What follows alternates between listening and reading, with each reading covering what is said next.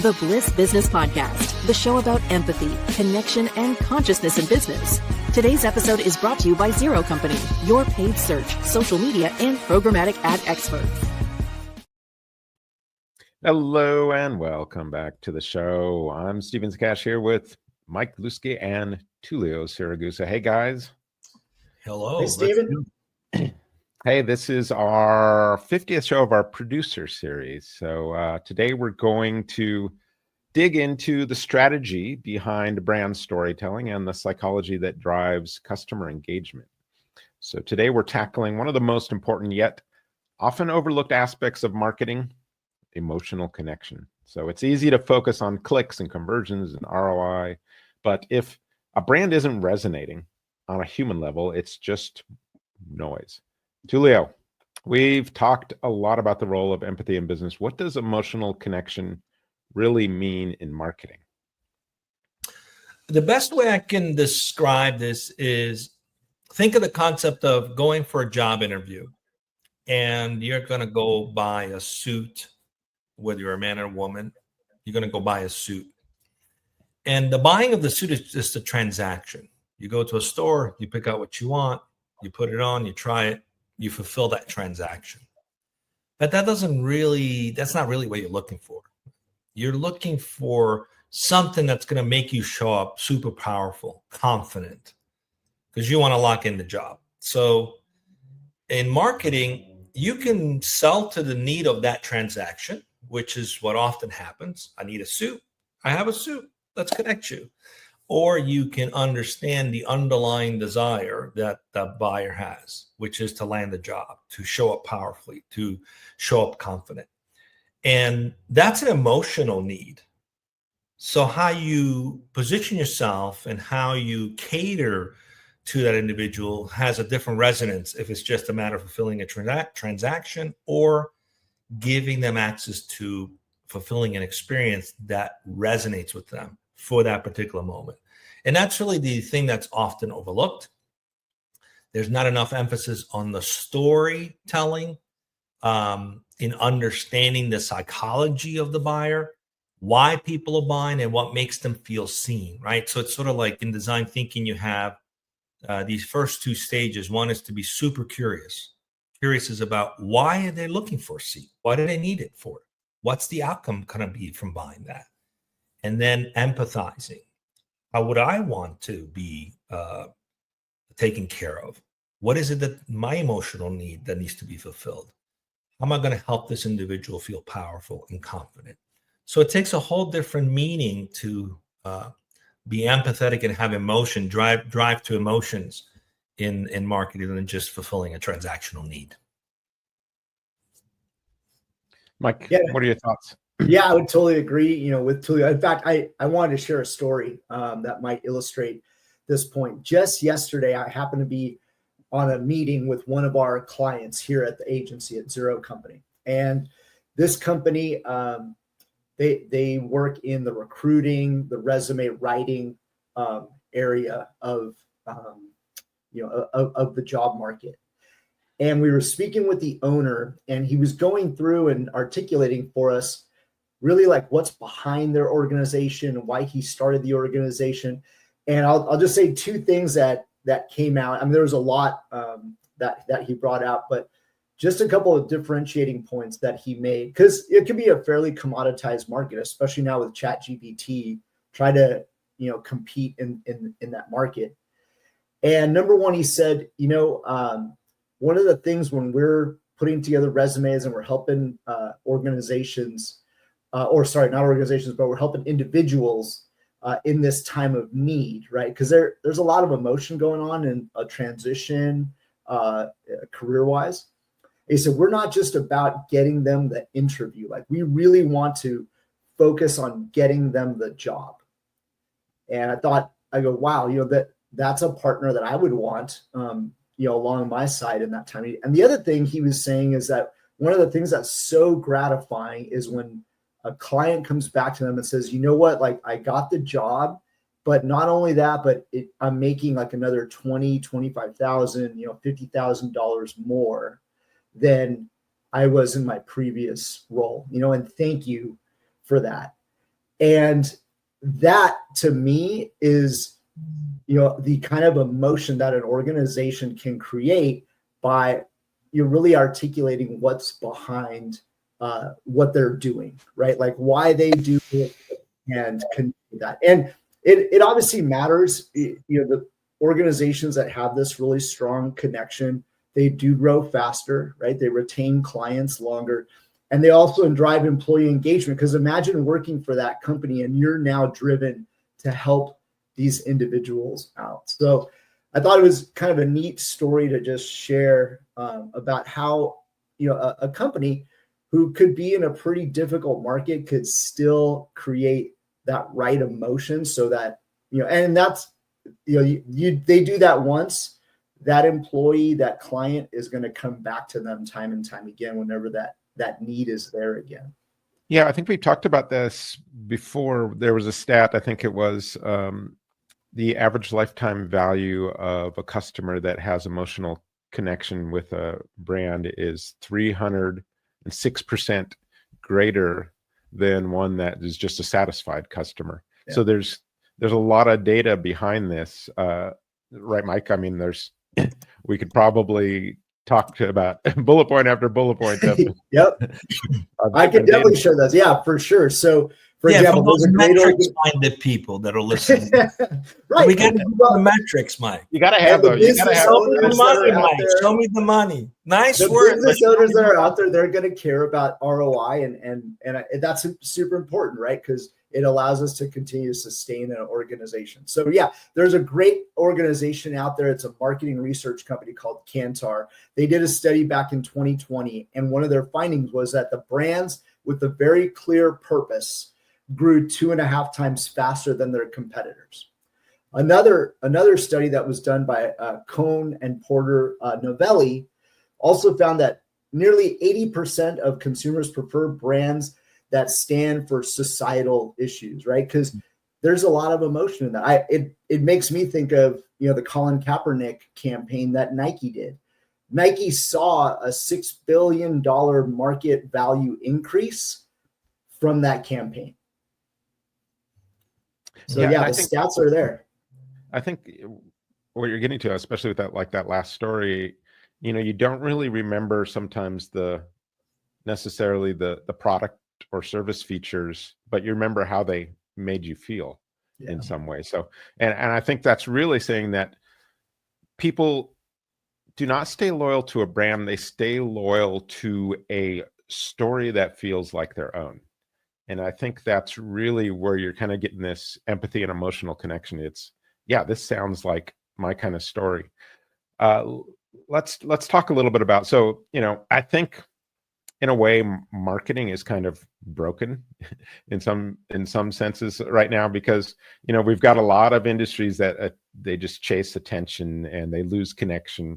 And we measure things, we talked about all these measurables, but they measure, the clicks and the conversions and, not really something that measures, the impact or the meaning. And so it's not in focus a lot of times when companies are kind of optimizing, campaigns and things, but people feel it, customers feel it, businesses feel it. They're exhausted, I think, by all the noise. So why do so many brands get this wrong? Why does marketing often feel like, you're shouting into the void instead of creating real connections?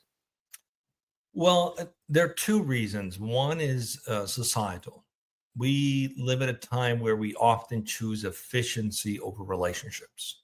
This is why we text instead of calling. This is why instead of having meetings, we use emails.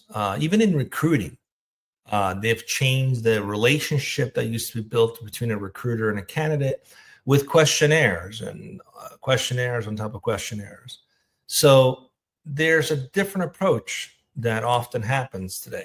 We're choosing speed and efficiency and trying to manage massive amounts of information over relationships. And so that spews right into how marketing is done. It's not so focused on relationships and meaning. It's more focused on metric. The other aspect is it's sort of the devil you know. There's been a lot of pressure on CMOs and heads of marketing about metrics, show me where this produces an ROI. And so the tendency has been to tie to things that I can measure, clicks, conversion, and things of that nature, right? Versus now there have been studies in the last 10 years that actually shows, as Mike had mentioned, some metrics around the impact purpose has, the impact emotional connection has, the impact empathy has in the marketplace. But for many years, those metrics didn't exist. That data didn't exist. So it was a combination of, I've got to prove myself that I'm doing my job, to a board that's very metrics driven, to we're also societally just trying to get to a quick outcome. We're not prioritizing relationship. And it's a mistake because it's neglecting the human story, which is really what's making a brand, going to make a brand successful. Yeah. You know what I'm realizing, Tullio, when you say that is, like, I can be in like the Google Ads interface all day and I'm just going to be staring at click metrics and various things, but there's nothing about meaning or purpose or anything related to that sort of those impacts. So I can see why marketing is really focused on these things. It's just because this is what we're staring at all day long. But there, like you mentioned, there's studies now coming along, right, that are, outside of these interfaces and things that are showing, hey, you guys need to care more about some of these other things in your job. Yeah. I got to tell you, in the early 90s, Peppers and Rogers was talking about the one-to-one relationship. They were evangelizing this, but it fell on deaf ear back then, right? The technology wasn't there, the study weren't there, and it's taken over 20 years to finally have data that says, hey, this actually works really well. And companies that do this are 2.5 more successful than their competitors. So you're right. Those lack of metrics have caused the problem, but it's also like a lack of just keeping up with what's going on out there. People tend to go back to, this is what I'm used to, without digging into saying, maybe there are some new metrics now. Maybe I have some ammunition now to go to a board of directors and say, this is why we ought to do it this way. Here's how these companies have done it. Those things exist today. There's really no excuse not to have that story being told properly. Yeah. Steven, I'm actually a bit curious in your thoughts. I know you've got a number of thoughts here about why, brands get this, wrong. I know you sort of mentioned just the interface of Google, but what other thoughts do you have around why companies perhaps are getting this wrong today? Yeah, I think we are just so click focused a lot of times, just because we're staring into the data sets all the time, all day, and we're optimizing toward that. So we're optimizing toward these metrics and we're optimizing toward money. And there's no real discussion around optimizing toward any of these sort of higher calling sort of, aspects of running your business. And really, these are probably the most important aspects in a business right now that just aren't being focused on, because like we've got 2/3 of our workforce is just disengaged.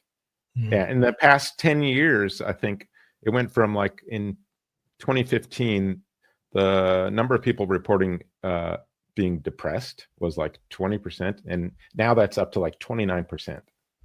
That's a huge increase. Yeah. And so there's this massive bit of neglect of people, I think, in this whole process, just because we get so numbers focused and we just don't have numbers on empathy and love, right?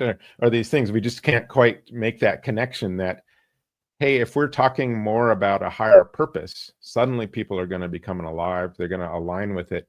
And maybe they won't even align with your company higher purpose, but they could align with some other company higher purpose, and they can go off and pursue that. But you'd get people coming into your organization filling their spots who are aligned with your purpose.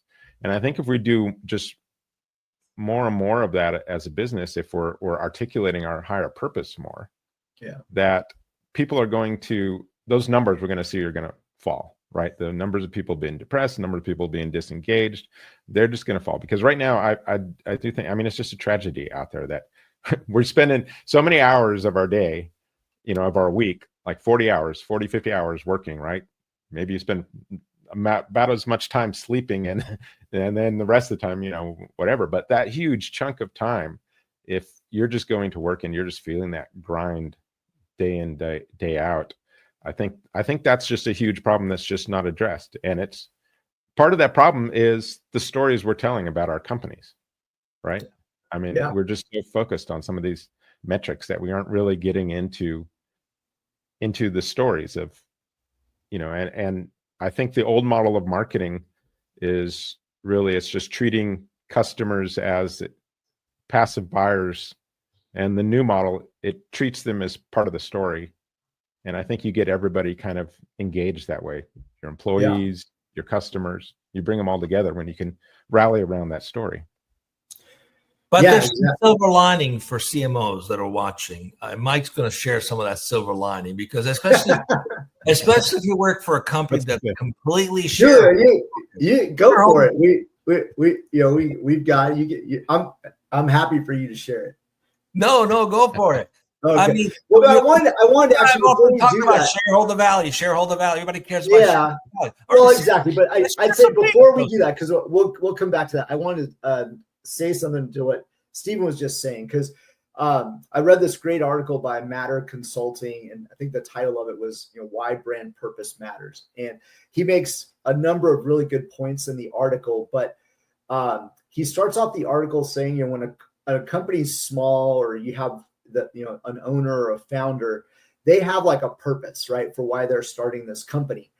And then that purpose should really become the brand's purpose or the company's purpose. But many times they fail at, or they almost assume, I would say not fail, but they almost assume that the rest of the executive leadership team or the rest of the organization totally knows that purpose. And to Stephen's point, is with the disengagement within an employee base, there is so much energy within that employee base, right? There's so much capability that could really be unleashed in one of my favorite words, unleashed. For the benefit of the organization. But anyways, I think coming back to the creating the emotion and really making sure that the purpose is, one, crafted, and two, articulated well throughout the organization, will absolutely release that energy in the right direction. But coming back to your point, Tullio, about the shareholder value, or those that have to focus on shareholder value, the report that came out from the Zeno Purpose Report, this was a report that was done in 2022. It essentially stated that brands involved there that had a real purpose behind them saw 6.5% growth in the stock market. Boom. Right, and that's super important. In 6.5% higher than those that don't. Right? Is that right? Yeah. 6.5% higher than those that don't. And in the financial services world, we talk about the term alpha, right? And alpha is essentially the difference between the return of your bogey or your benchmark and the return of, say, an optimized portfolio, right? And I really think that we can think of purpose and empathy and connection in those same terms, right? You may be growing, but by not doing it, you're leaving your money on the table, so to speak, and you're losing out on your alpha. And it'd be even worse, right? If your alpha was negative, right? If your competitors and your industry was outperforming you, that might be the reason, right? That it might give you reason to look into, why am I underperforming, and how can I be outperforming? Yeah, it seems like you want happier employees and you want higher profits. This is the way the business is going to be run in the future. Basically, it's going to come around to realizing, more and more people are going to realize, oh, yeah, these two things do really matter, and I can still, be focused on that shareholder value while being focused on all the other stakeholders in the business. Yeah. So let's go ahead. I was just going to add, I saw a posting not too long ago on LinkedIn. Someone made a video about how businesses are going to change so dramatic over the next 2 years because of AI, and especially because of the use of data. And I looked at it, and they were talking about everything being data-centric, data-driven. And I read it, and I was like, I don't think you get it. it's not about the data. We've already had that revolution about the data. Data enabled us to make faster decisions, get more context. It's really about the context in the data. It's humanizing the data. It's turning it into a way to be more human. Those are the companies that are going to succeed. So a lot of these boards and very shareholder value driven companies that are not looking at these other ways, they're actually missing out, as Mike has pointed out, because their data that shows this is actually strategic. It's not your data and how fast you have access to it. It's how you land yourself in a human way, both with your employee base and your customer base. That's what's going to make a big difference in a highly digitized world. People are going to crave connection because they're so disconnected.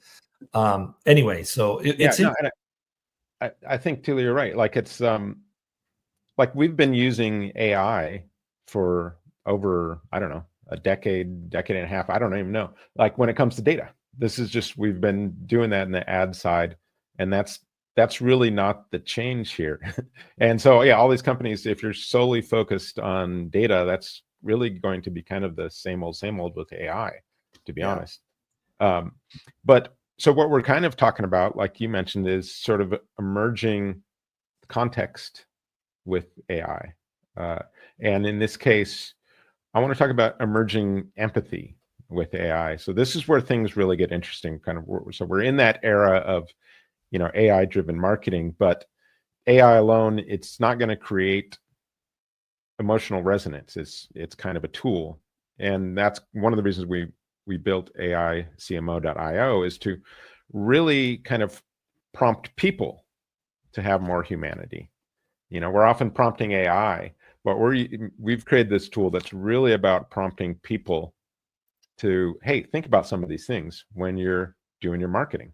And there's a number of ways we've come at. Mike, can you break down like some of the ways that aiCMO, the AI Chief Marketing Officer, how it helps brands create that emotional connection while leveraging AI?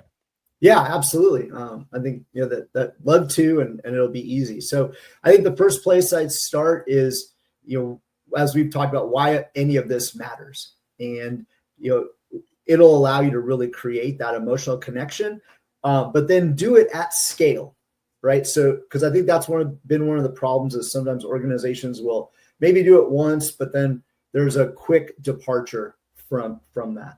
And so one of the ways that aiCMO allows you to do this is with the brand voice, right? And so what is a brand voice? It essentially is how you speak, right? It's how your organization communicates. And there are some really great ones out there. You can think about the Ben & Jerry's brand versus like, say, an Apple, type of brand, or even the way Microsoft, kind of speaks. And we know that, there's been a lot of funny, commercials about even Microsoft's brand voice. But that's why it matters, is it because it starts to differentiate you out in the marketplace. And so with the tool, like you said, Stephen, it prompts the human to really think about how do you, approach, or how are you appearing out in the marketplace? How do you want to sound?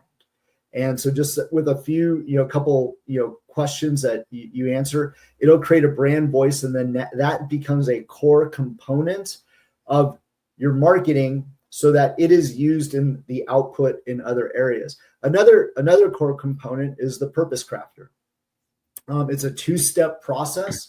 Again, it prompts the human to think about, what is the world like without your organization in the world today? Why did you start the company? What are the values? What difference do you want to make? And then the second step is it takes you through the 5 why questions, that Simon Sinek, I think, made very famous, like start with why. And then you're able to select at that point a number of, from a number of results, a specific purpose. And then that too becomes a core component of your marketing, right? It's a foundational element. And this is one of those elements too, when we're showing people this too. This is where we see one of those, like the wows, where we've come at your purpose from all the things you've told us, and here's a whole bunch of different purpose statements using a bunch of different ways we come at that. Yeah. And this is when I've seen people just kind of light up a little bit, when we're walking them through the demo. They're like, oh wow, yeah, no, this is us. This is what I want us to say. Right. And sometimes it's just it's very hard to articulate, I think, for people what that is. And so this is really helping them articulate this key part of their business that we've just talked about, that purpose. And then, Mike, explain, that does go on into the other elements as one of the foundation elements of their marketing. Yeah, and I'm glad you made that point, because there's a lot of smart business owners out there. They understand, I think, the importance of purpose. But one of the other things that aiCMO does is it makes it affordable. I mean, for a small organization, even a mid-sized organization, call it of like 200-300, maybe 500 employees, to take on a whole brand study, hire a brand agency to really get to that purpose, as valuable as it might be, they may not have the budget to do that.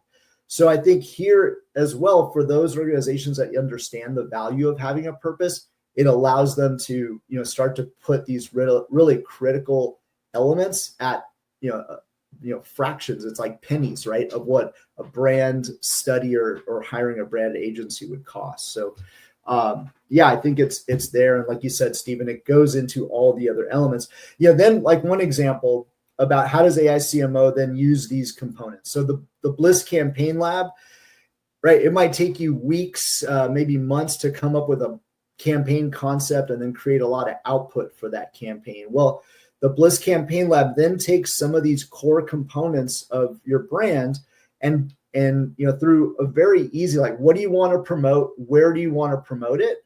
It'll come up with concepts for brands that totally align. Like I was looking at one not a few days, some time ago for a company that in the hospitality space that offers cruises. And we were just sort of playing around with the idea of like, hey, if we wanted to go to Greece with this cruise company, like how, what campaign concepts could we come up with? And it was just beautiful in the sense of not just, hey, go to this destination, but, this particular hospitality company really likes to do work where it, the travelers or the customers are being benefited by really immersing themselves in the culture of where they are going and allowing for points of meditation, allowing for points of, really enrichment and changing their lives. And you can see those elements coming through the output of these campaign ideas. And, if you run one campaign, it would cost you probably, tens of thousands or hundreds of thousands to come up with other campaign ideas. You could simply go back into the tool, run it again, and come up with some new concepts. And then just the last one that I'll mention that, with aiCMO. Let me just say on that one too, if we're talking about things that make people say, wow, I think that's another one where it articulates in a way that builds that emotional connection, right? That's what we've really programmed into this, is that focus on emotional connection. And this is another one of those things, like you said, when we're demoing it too, where people, they really do see like the difference in this versus, save 10% on your next cruise or whatever. They're like, oh, wow. Yeah, no, this is awesome. This is what I want. It's a life-changing experience for them. And then that comes, through very well. The last one that I'll mention is one that we're, building right now. It's the emotional customer journey. We like to call it, journey to connection. And it does that. It takes an audience from fully being unaware of what you do or your solutions all the way to, loyalty and brand advocacy. And it does that through, number one, identifying the pain points of that target audience at every step of the funnel. So from unaware to consideration all the way through.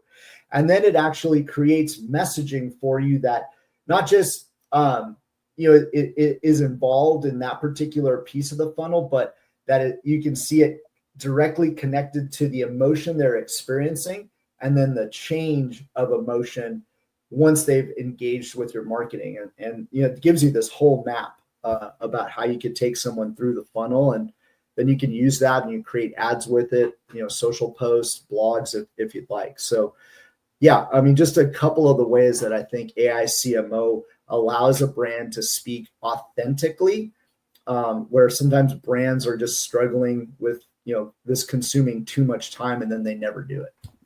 Now that's a great conversion metric to have, the connection conversion metrics. Did the person resonate with what you have to say?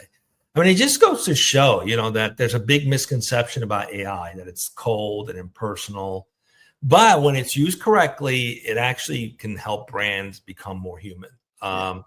We're seeing brands using aiCMO to craft messages that are very personal. They feel very personal.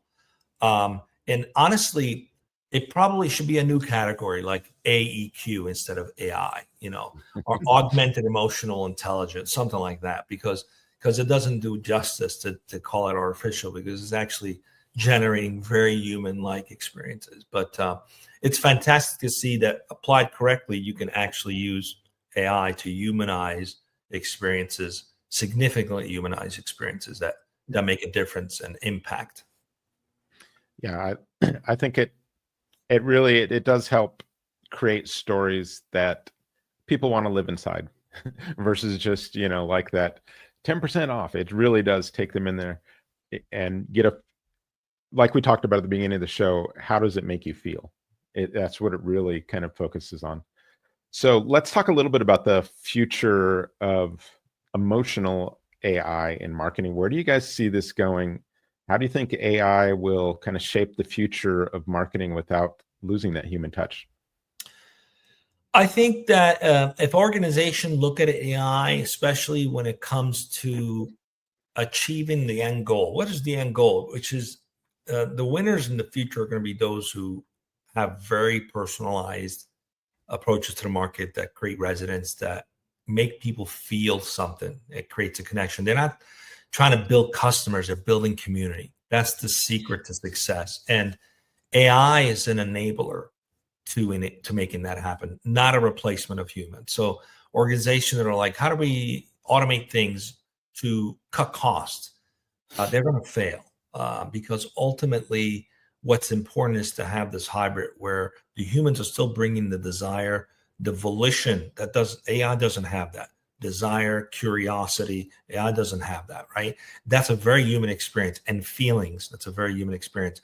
But those need to be fed into the system so you can at scale replicate the kind of experiences that people care about. And also you can at scale personalize those experiences. So really it's an enabler, not a replacement. And it's important to look at it that way and to continue to evolve it that way, which is why, we're participating in think tanks like AI 2030 to influence, to have more of an ethical approach to AI, which is going to be good for humanity, not something that creates problems.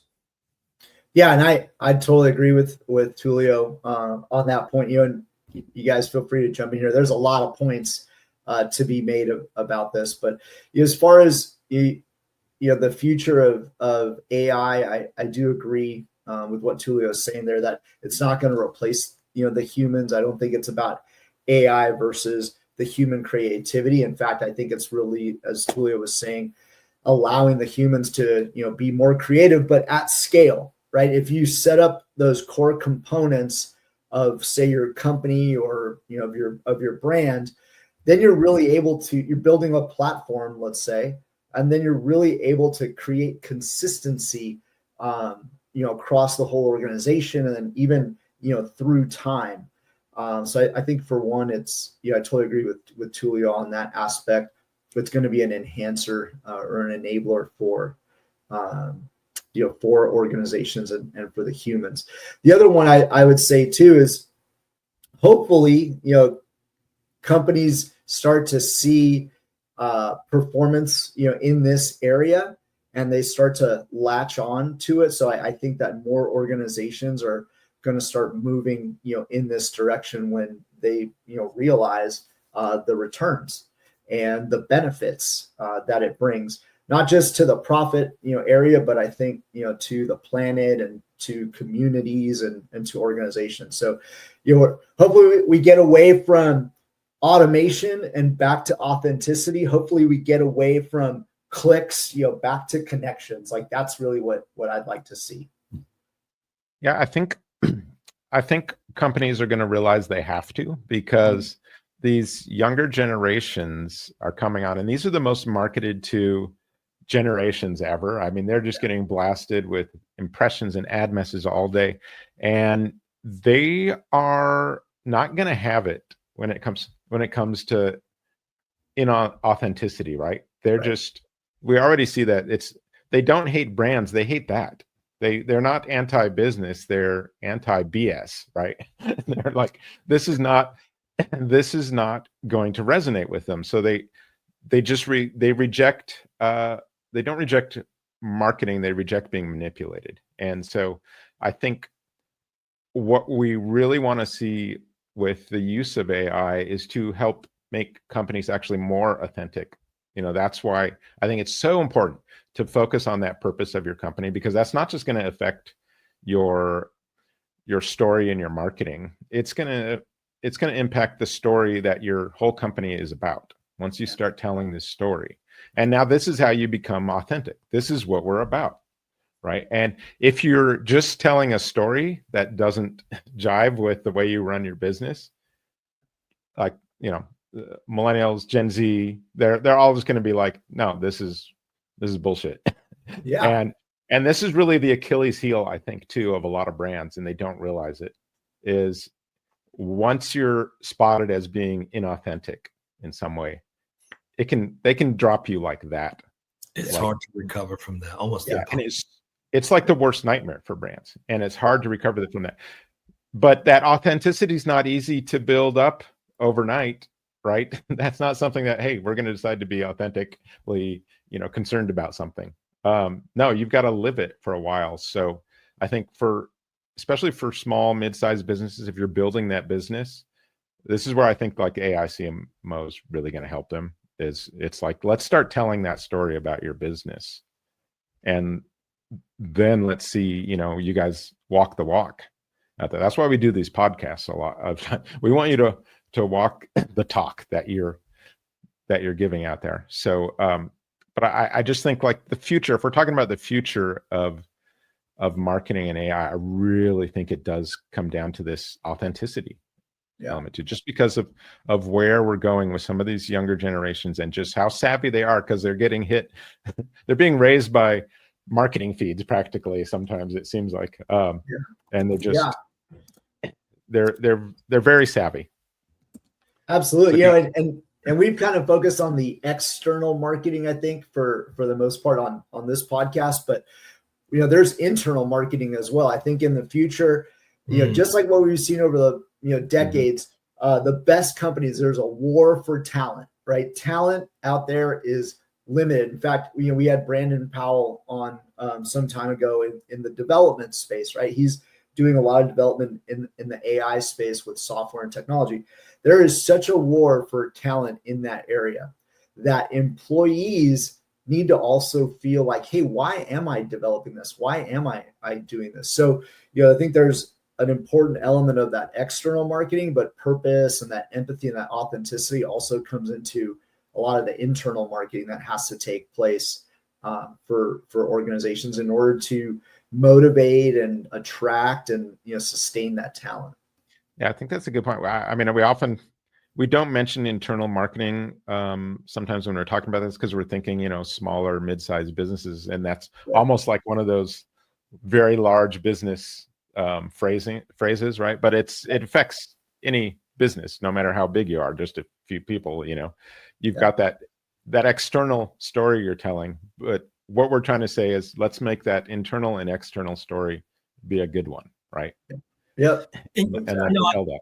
I think it goes to prove, I mentioned earlier this idea that people often choose efficiency over relationships, but that choice doesn't have to be there anymore. You can actually have both. You can have efficiency, you can have the relationship, and you can even have effectiveness if you make good use of AI. I think aiCMO is an example of where you can have it all, where you can have both the efficiency, the effectiveness, and the relationship. And that's ultimately what's going to make the brands stand out. Those who are not sacrificing one for the other, who can literally have it all. Yeah, tell the producers of this show that's an excellent soundbite. We got to get that soundbite, because you nailed it, Tullio, with that. So this is an awesome discussion, guys. Let's wrap up here with a few takeaways. So Emotional connection isn't a luxury. It's a foundation of great marketing. And there's all kinds of data behind that. Pay attention to this. Next, AI should enhance, not replace human creativity. Like I said, like we want it to prompt us to be better people. And so this is really kind of why we designed some aiCMO in the big picture of things. And then brands that get this right, I think these are the ones that are going to be dominating that next era of marketing. Tullio, Mike, any final thoughts? Just embrace empathy, embrace empathy, embrace empathy. Use AI strategically to help you bring that to the market, and focus on being authentic, creating authentic engagement, not just with your customers, but even with your employees too, both ways. Yeah, exactly. And to latch on to that, being inauthentic, I think, is hard, right? Being authentic and just who you are is a lot easy. So, the marketing, should feel effortless, right? It should just be natural. And I think that's, where AI can really help, some of these organizations, is to take a minute to figure those core components out and, put them in the foundation so that you can scale from there. But yeah, I think marketing has felt too hard for too long. And so I think now is the time of it really coming back to basics and feeling effortless. All right. Thanks, guys. That's a wrap. Thanks for everyone joining us this is our 50th of our producer series, 50th episode of that. And thank you for joining us on the Bliss Business Podcast. If you're curious about how aiCMO can help you and your brand create deeper customer connections, please check out aiCMO.io. And as always, if you enjoyed this conversation, subscribe and share and let us know in the comments. What's the last brand that made you feel something? Yeah. I got mine. All right. Thanks, everyone.